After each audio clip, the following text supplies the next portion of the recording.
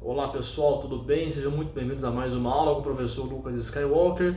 Essa aula é a segunda parte de exercícios da SpaceX, tá? De física, no caso a matéria de calorimetria e transformações gasosas, tá? Então se você não viu o vídeo 1, né, de exercícios dessa matéria, corre no canal lá e assiste lá o vídeo 1, tá bom? Então lá eu fiz 3 exercícios, né? Inclusive lá eles são mais difíceis do que dessa aula, tá? E nessa aula nós vamos fazer 4 exercícios aí então, envolvendo calorimetria e transformações gasosas, beleza? Então vem comigo, vamos junto e que a força esteja com você. Um grande abraço e até daqui a pouco. Valeu!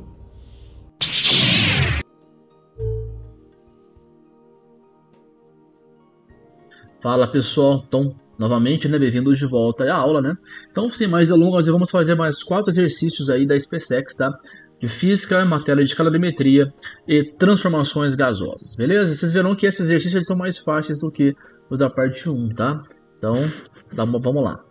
Então, questão 4, né? Questão 4. Opa. Questão 4. Fala o seguinte: em laboratório, um estudante realiza alguns experimentos com um gás perfeito, né? O gás perfeito é aquele que segue as leis volumétricas, né? Gás ideal. Inicialmente, o gás está a uma temperatura de 27 graus Celsius. Em seguida, ele sofre uma expansão isobárica que torna o seu volume 5 vezes maior. Imediatamente após, o gás sofre uma transformação isocórica e sua pressão cai a 1/6 do seu valor inicial. Ele pergunta para você o valor inicial da temperatura do gás, né? Então, aliás, perdão, o valor final da temperatura do gás passa a ser D. Então, ele quer o valor final da temperatura. Ó, galera, o mais fácil que tem para você começar essa questão aqui é você colocar no diagrama PV, né? Então, assim, vamos chamar ali de estado 1, né? Então, vamos chamar de T1 aqui. Então, nosso T1 aí, que é a temperatura do estado 1, certo? 27 graus Celsius. Pessoal, uma coisa muito importante aqui nesse momento. Para você resolver questões de transformações gasosas, né? Aqui a gente vai ter que usar as leis volumétricas aí, né? Lei de Gay-Lussac, Charles e também de Boyle, né? Então vamos lembrar as leis volumétricas, né? P1, V1, T1 sobre é igual a P2, E2, T2, né? Então, sempre usar a temperatura em Kelvin, tá? Então aqui, ó, como é que eu vou passar esse cara para Kelvin? Eu faço 27 mais 2, 73. Ou seja, aqui nós temos 300 K, 300 Kelvin, tá? Então vamos desenhar aqui um diagrama PV para a gente poder avaliar aqui essas transformações gasosas que foram feitas, tá? Vai ficar aquela maravilha, mas dá para entender, né? Então aqui, ó, PV, pressão por volume. Sempre quando ele falar de isobárica, isocórica, né, isovolumétrica, você desenha um diagrama PV, tá? Então o que ele falou pra gente? Que o gás ele sofre uma transformação, ele tem um estado 1 inicial, vou chamar aqui, ó, de 1 inicial. Ele sofre uma transformação que inicialmente era 27 graus, T1, tá aqui o nosso, né, T1, 300K. Ele sofre uma transformação isobárica, olha lá. Seguida uma expansão isobárica, então a pressão é constante, né? Então vamos supor que aqui, né, então ele sofre uma transformação isobárica. Então a pressão é constante, ela não varia, né? Aqui é uma reta. Esse cara vai até o estado 2. Então vamos supor que a minha pressão aqui no estado 1, ela tem um valorzinho de P, tá? E o volume aqui, e o volume aqui vai ser um volume V, certo? Quando ele passa de 1 para 2, ele fala que o volume sofreu o quê? Né? Olha lá, ó. Passa de 1 para 2, vou aumentar aqui um pouquinho para a gente poder enxergar melhor, tá? Olha lá, ó. Então, essa é uma ação isobárica que torna o seu volume 5 vezes maior. Então, o seu volume aumentou para 5V. Se ele era V, ele foi para... para 5V, certo? Isobárica, pressão constante. Ok, imediatamente após, o gás sofre uma transformação isocórica. Isocórica é volume constante. Então, aqui o volume ele vai daqui até aqui. O difícil vai ser fazer essa reta aqui, mas vamos lá. Opa, foi, hein? Então, a 2 para o 3, né? Então, o estado 2 para o 3, ele sofre uma transformação isocórica. A isocórica ela pode ser chamada de isométrica ou isovolumétrica, tá? A mesma coisa, volume constante. Então, você vê que o volume não varia, né? Uma retinha vertical aqui. E aí ele fala também no texto lá que na hora que ele sofre uma transformação isométrica, né, ou isocórica, a pressão cai a 1/6 do seu valor inicial. Então, se a pressão ela era P, agora ela vai ser P sobre 6, né? Que ela caiu até 1/6 do seu valor inicial. Então, vai ficar P sobre 6. Ok? Ó, esse corretinho. Beleza, a pergunta é a seguinte, né? Qual é o valor da sua temperatura final? Ou seja, o que ele quer saber? A temperatura do gás no estado 3. Tá, então aqui basicamente você tem que aplicar o quê? Você vai ter que aplicar as leis volumétricas aí, né? Você pode aplicar elas simplificadas, você pode aplicá-las em geral, né? Então você tem que lembrar primeiramente o seguinte, né? A lei geral dos gases, né? P1, V1 sobre T1 é igual a P2, V2, T2, né? Então para um gás ideal aí, essa relação aí ela é válida, né? P1, V1, T1 igual a P2, V2, T2. Então é só aplicar essa relação aí para as duas, né, transformações gasosas. Primeira, a isobárica, né? Quando ele vai do 1 para o 2, então a gente sabe que ela é isobárica. Se ela é isobárica, vamos lembrar que a pressão é constante, né? Então a pressão é uma constante, vamos chamar de K, certo? Então na isobárica, o que vai acontecer, né? A minha relação vai ficar assim, ó. Na verdade aqui, né, entre o 1 e o 2. Então, qual que é a pressão no estado 1? É P. Qual que é o volume que eu chamei? É V. Qual a temperatura? No caso, T1. Ok. Qual que vai ser a pressão no estado 2? Vai ser P também, porque é isobárica, né? O volume foi para 5V. E a temperatura, vou chamar de T2. Conclusão aqui, eu posso cortar P com P e V com V. Né? Eu passo T2 aqui para cima e passo T1 também lá para cima. Então, na verdade, o meu T2 ele vai ser 5 vezes o T1. Certo? Então, T2 equivale a 5 vezes o T1. Só que eu não quero T2, eu quero T3, né? Beleza. Vamos chegar lá. Nós já sabemos que T2 vale a 5 vezes T1. E agora a gente faz a mesma coisa, né? Aplica a lei do gás ideal, a lei do geral dos gases para a transformação 2 para 3. Beleza. Então, de 2 para 3, ela vai ser isocórica, né? Volume isocórica. Volume é uma constante, né? Então, o que vai acontecer? Você pode até fazer a fórmula do gás ideal sem o volume, né? Porque você sabe que o volume ele vai sumir porque ele é constante. Então você poderia até fazer assim, pessoal. Ó. P1, V1 igual a P2. Aliás, perdão aqui, né? Que é T1. P1, T1 igual a P2 sobre T2. No caso, né? É do 2 para o 3, né? Então é P2 sobre T2 igual a P3 sobre T3. Estou aqui pensando na borda bezerra, aqui estou viajando. Beleza. Tá? Então quem que é P2? Ó, P2 é P. Tá? Então quando o volume é constante, essa lei é conhecida como lei de Charles. Tá? Lei de Charles, no caso o volume é constante. Então P sobre a T2, que vale 5T1, porque eu tenho T1, né? Então vou substituir aqui, né? P3, quanto vale P3? Vale P sobre 6. Dividido por T3. Professor, tá meio estranho o negócio aí, hein? Tá não, meu amigo. Fica tranquilo que vai dar certo. Tá? Então aqui, ó, o que a gente pode fazer para melhorar esse negócio aqui, né? A gente pode fazer assim, ó. P sobre 5T1. Você pode colocar assim, ó. P sobre 6 T3. Fica melhor, tá vendo? É como se você fizesse divisão de fração, né? Repete a primeira e multiplica pelo inverso da segunda, tá? No caso, a primeira seria P sobre 6, né? E a primeira e a segunda, tá? Agora a gente pode cortar os P's, né? Então, na verdade, o nosso T3, ele vai ser... Agora eu passo para cá o T3, né? Subo invertido o 6T3 e subo invertido o 5T1. Tá? Então, ficou 6T3 igual a 5T1.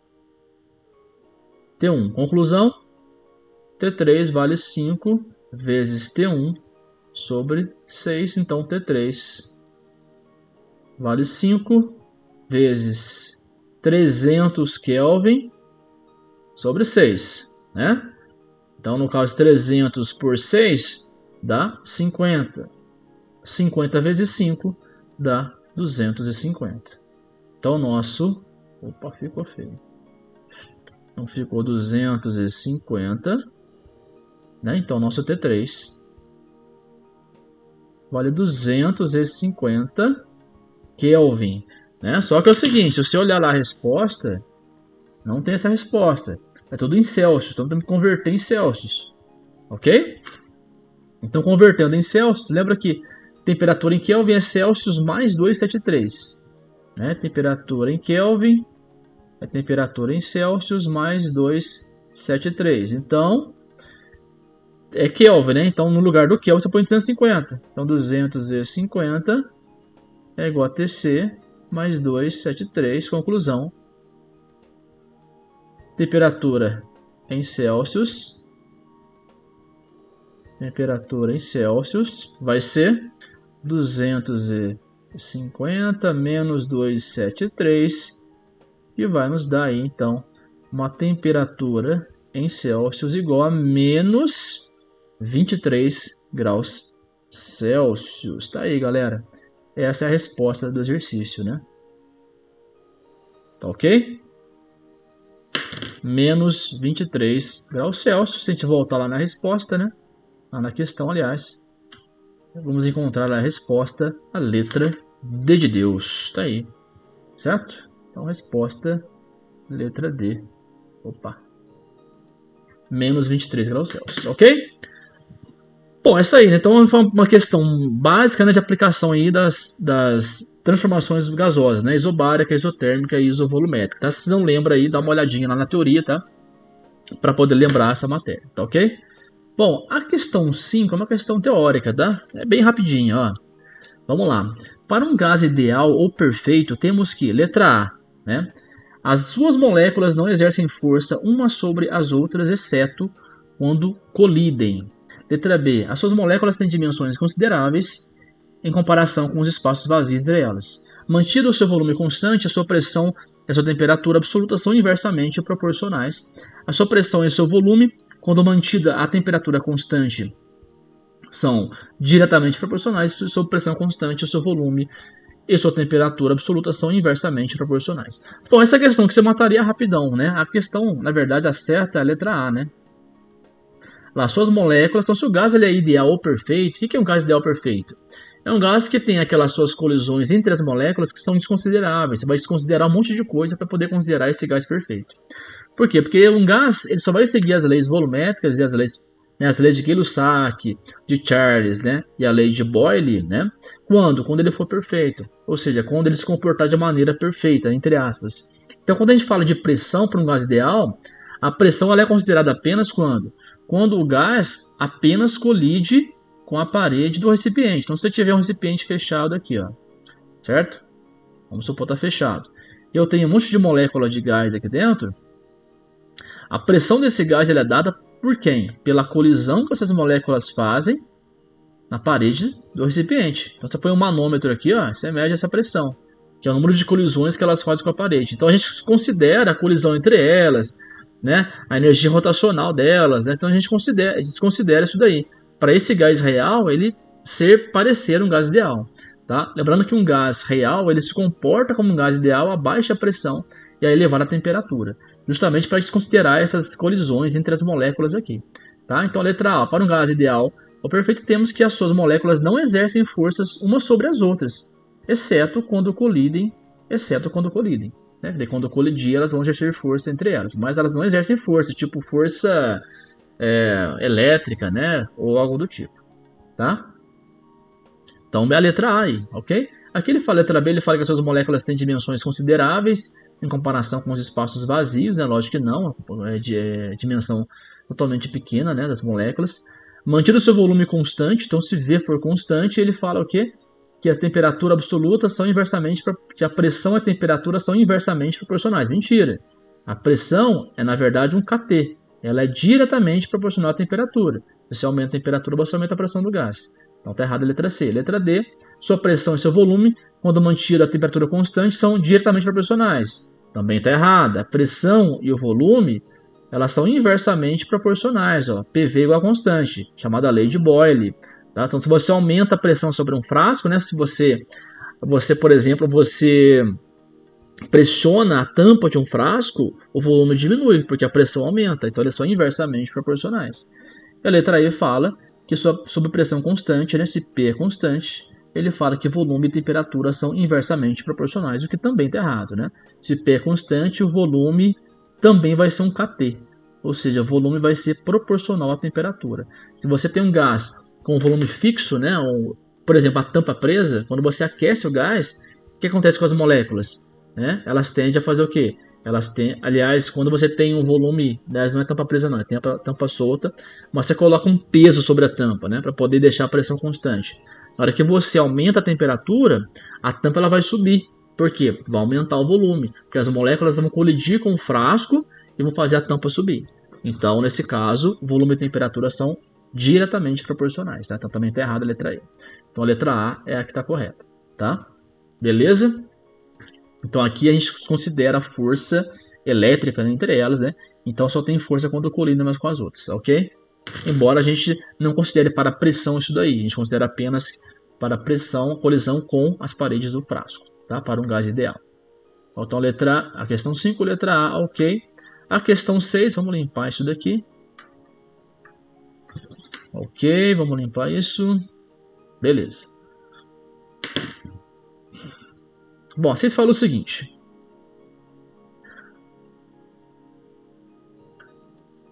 O gráfico da pressão em função do volume, no desenho abaixo, representa as transformações sofridas por um gás ideal.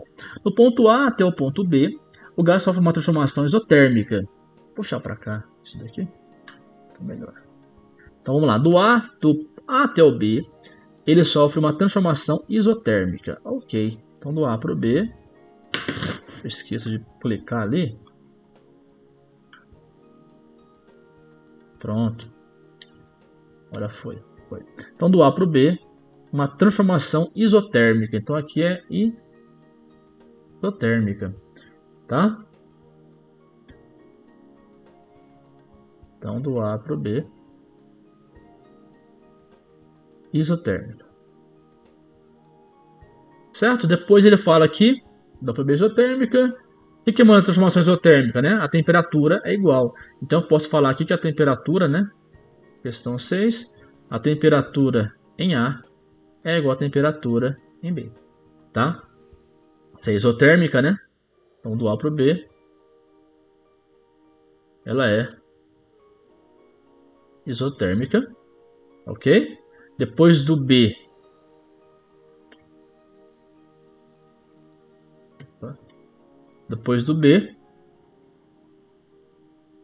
para o C, ela é isobárica. Ó. B para o C, ela é isobárica, né? Então, ó, só transformação isobárica, do B para o C, ela só uma transformação isobárica, né? A pressão não varia. Certo? Então, do B para o C, ela é isobárica. Então, ok. E depois ela fala aqui, do C até o ponto A, ela sofre uma transformação isovolumétrica, né? Isovolumétrica, ou no caso, você pode falar que é isocórica, né?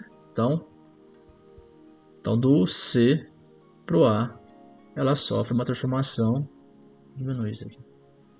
Ela sofre uma transformação isocórica, tá? Então, isocórica. Esse isobárico aqui ficou feio, hein?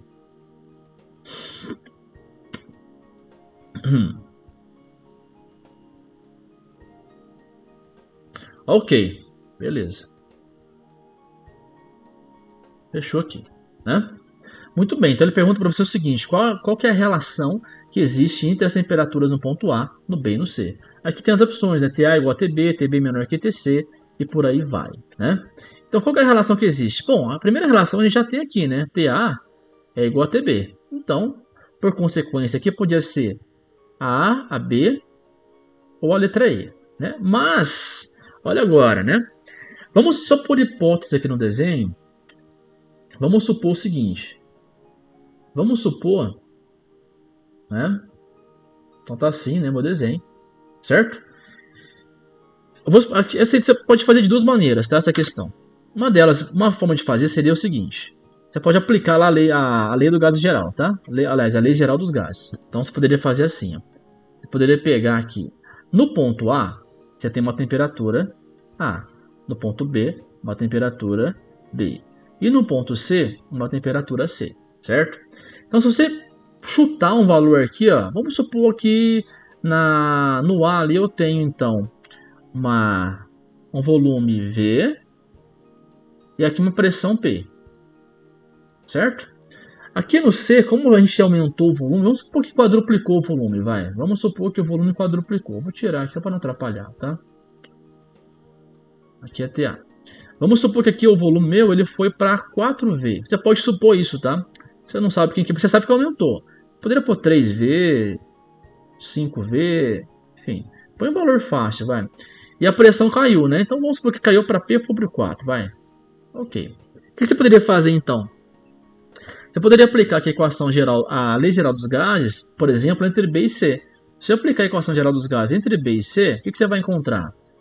Ficaria PB, VB, TB, igual a PC, VC, sobre TC, certo? Como é isobárico, né? Aí vai ficar assim, ó. Vai ficar P, né? O VB vale V, que eu chamei ele no desenho, ó. V e P sobre TB. E o PC, ele vale P. O VC, ele vale 4, né? Aqui, ó, VC, ele vale 4V. E a temperatura TC, eu não sei quanto que é. Bom, isso eu cortaria o P com P e o V com V.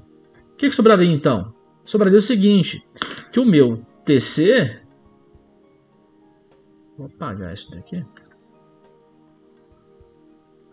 Perdão. O meu...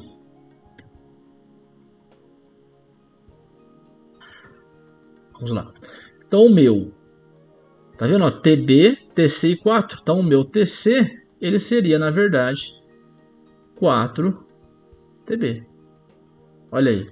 Ou seja, a minha temperatura em C seria maior que em B. E como em B é igual a C, conclusão. Então, o meu TA ele é igual ao meu TB, porque é o processo isotérmico, né? E o meu TC, que é 4TB, vai ser maior, né? Ele vai ser maior que TB. E como o TB é igual a TA, então também o meu TC ele vai ser maior que o TA. Certo? Conclusão. Essa seria uma maneira de você fazer. Você poderia chutar ali valores, né, já que você sabe que é maior, né? E acharia essa conclusão. Na resposta ali você vai achar que é a letra A, né? A letra A fala o seguinte, que o TA é igual a TB e TB é menor que TC, né? Realmente TB é menor que TC. Uma outra maneira, pessoal, de fazer isso seria o seguinte. Quando você tem uma isoterma... Nossa senhora, coisa embananou aqui, peraí. Vou até apagar um pouquinho essa parte, não ficar atrapalhando aqui. Bom, voltando aqui. Deu um chute aqui, rapidão. Então, quando você tem assim um gráfico de PV, né, a gente tem uma curva, chama-se isoterma. Isoterma é essa curva aqui, ó, de A para B, onde o processo ele é isotérmico, tá? Então, se você pegar o diagrama PV, né, que nós chamamos, que é esse gráfico aqui, certo? A isoterma sempre tem esse formato, sempre o quê? Sempre uma hipérbole, né, decrescente, ela faz isso. Se eu fizer aqui várias isotermas, né, o que eu percebo? Todas elas representam temperatura. Então, por exemplo, a rosinha, temperatura, sei lá, temperatura C. A azulzinha, temperatura B. A amarelinha, temperatura A. Certo? Então, tem um macete para você saber qual que a temperatura for maior. Qual temperatura é maior, ou seja, qual da isoterma representa a maior temperatura. Sempre a maior temperatura vai ser a de fora. Sempre a mais externa. Por quê? Porque nela o produto PV vai ser sempre maior. Tá bom? Então, no caso aqui, ó, o que acontece? A temperatura C, ela vai ser maior que a B e vai ser maior que a A. Então essa mesma lógica você poderia aproveitar e usar aqui, ó, no exercício.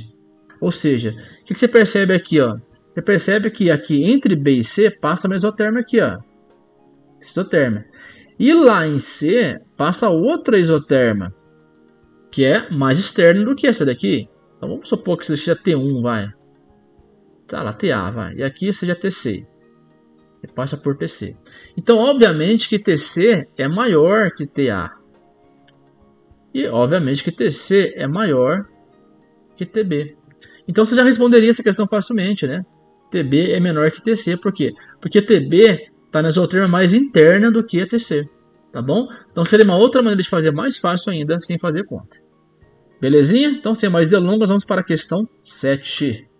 Vamos lá. Questão 7, eu vou subir isso aqui, vou mandar para cá. E vou trazer a questão 7 para cá. Ok? A questão 7, vamos lá. Vou tirar esse cara daqui, né? Essa baguncinha aqui. Ok? E vamos para a questão 7. Olha aí, filho. Beleza. Questão 7. Fala o seguinte. Para levar a temperatura de 200 gramas de água, né? Então, para levar a temperatura... Questão 7. De 200 gramas de água, então massa de água.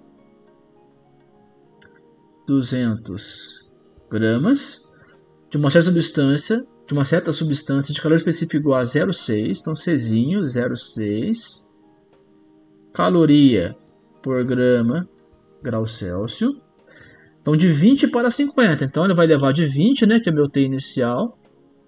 Então de 20 graus Celsius para um T final que vale 50 graus Celsius.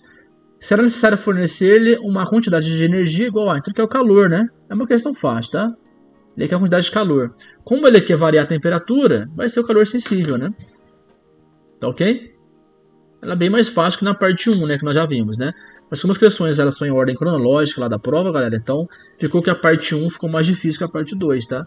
Mas, enfim, não tem problema nenhum em relação a isso. Ok? Então é só aplicar aqui o macete, né? Calor sensível vai ser M vezes C vezes ΔT. Então, o meu calor sensível vai ser a massa de água, que é 200 gramas. Cuidado com as unidades, né? Ó, o calor específico está em caloria, grama, grau Celsius. Então, você vai obter o calor em calorias. Como é que a resposta é caloria, tá ok, né? Então, o calor vale 0,6. E a variação de temperatura final menos a inicial. Então, o nosso calor sensível vai ser 200 vezes 6 dá 120 vezes 30. Certo? Então, o nosso calor sensível, QS, ele vai ser 3.600 calorias. Ok? Aí. Uma questão tranquila, certo? Só aplicar o teu macete, né? Então você viu que a prova ela varia bastante o nível da questão, das questões, né? Ok? Então a letra E ali no caso, certo? Tranquilinho. E para encerrar aí esse round de questões da SPSEX aí, questão 7, parece questão 8, né? Perdão. Questão 8 aí. Então na verdade a gente fez 8 exercícios, né? 4 na primeira aula e 4 na segunda aula. Mas até aqui, ó, questão teórica, né? A utilização do termômetro para a avaliação da temperatura de um determinado corpo é possível porque após algum tempo de contato entre eles, ambos adquirem a mesma temperatura. Neste caso, é válido dizer que eles atingem eles quem, né? O termômetro e o corpo, né? Que você está medindo a temperatura. O que eles atingem, né? Depois de um certo tempo, eles atingem o chamado equilíbrio térmico, né? Que na hora de ter equilíbrio térmico, a temperatura é a mesma, né? Então, na hora que você põe o termômetro, né? No corpo, né? O corpo ele vai ceder calor para o termômetro até que ambos, né? As moléculas vibrem com a mesma intensidade, aí as partículas, né? E aí a temperatura vai ser igual, né? Quando a temperatura é igual, é porque o equilíbrio térmico foi atingido, né? Então, belezinha, questão fácil, teórica aí, né? Beleza, galera? Então é isso aí. Muito obrigado por assistir a mais essa aula. Não esqueça de compartilhar no canal lá. Aliás, no Facebook, no seu Instagram, tá? O canal, para ajudar o canal. E também para valorizar as aulas aí, para a gente poder fazer mais aulas, né? Para vocês aí, tá bom? Um grande abraço, tudo de bom e que a força esteja com você. Valeu!